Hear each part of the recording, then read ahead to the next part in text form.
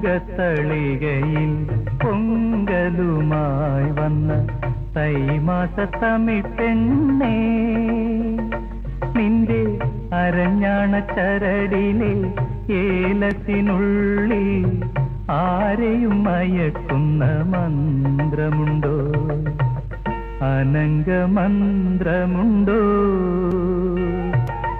തങ്കത്തളികയിൽ പൊങ്കലുമായി വന്ന തൈമാസത്തമി പെണ്ണേ.